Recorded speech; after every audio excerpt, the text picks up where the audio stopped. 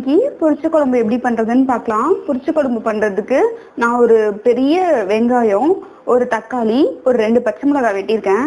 அது கூடவே ஒரு 1/2 கப் போல தேங்காய் துருவி வச்சிருக்கேன்.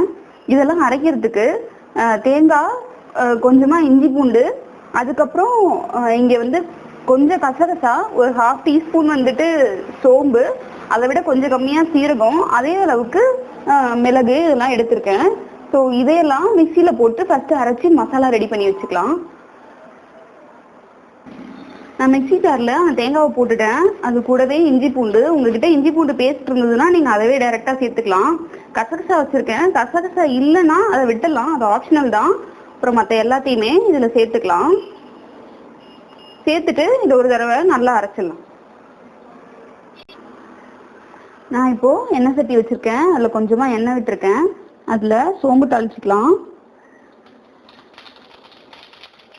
உங்களுக்கு வேணும்னா பட்டை, கிராம்பு அது மாதிரி மசாலா ஜாமானும் தாளிச்சிக்கலாம். நான் இப்போ அதை பண்ணலை. அது கூடவே வெங்காயம் சேர்த்துட்டு இதை நல்லா வதக்கிக்கலாம். வெங்காயம் ஓரளவுக்கு நல்லா வதங்கிருச்சு. இப்போ கொஞ்சமாக கருவேப்பிலை, பச்சை மிளகாய், அப்புறம் தக்காளி இதெல்லாம் சேர்த்து இதையும் நல்லா வதக்கிக்கலாம். இப்போ இதை நல்லா வதக்கியாச்சு. நான் இது கூடவே நான் எடுத்து வச்சுக்கிற காயை போட்டுக்கிறேன். நான் முருங்கைக்காய் மட்டும்தான் போட்டிருக்கேன். நீங்கள் வந்து நாட்டுக்காய் எது வேணாலும் போடலாம். அவரைக்காய், உருளைக்கிழங்கு, முருங்கைக்காய் இதெல்லாம் ரொம்ப நல்லா இருக்கும். அப்புறமா வீட்டில் அரைச்சி வச்சுருக்கிற மிளகாத்தூள், நான் அது ஒரு 1.5 ஸ்பூன் போடுறேன். இது மிளகாத்தூள், மல்லித்தூள் ரெண்டுமே கலந்து வீட்டில் யூஸ்வலாக அரைச்சி வச்சுருக்கிறது.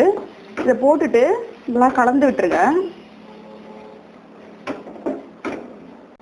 அப்புறமா நம்ம அரைச்சி வச்சிருக்கிற இந்த விழுது இருக்கு இல்லையா, தேங்காவோட பேஸ்ட்டு, இதை கலந்துக்கோங்க.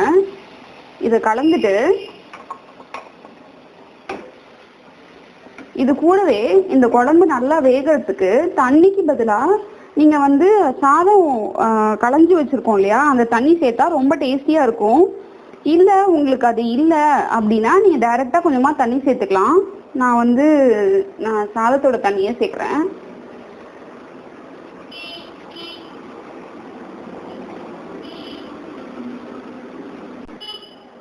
அந்த அரிசி ஊற வச்ச தண்ணியை கலந்ததுக்கு அப்புறமா வேணுன்ற அளவுக்கு உப்பு போட்டுக்கோங்க.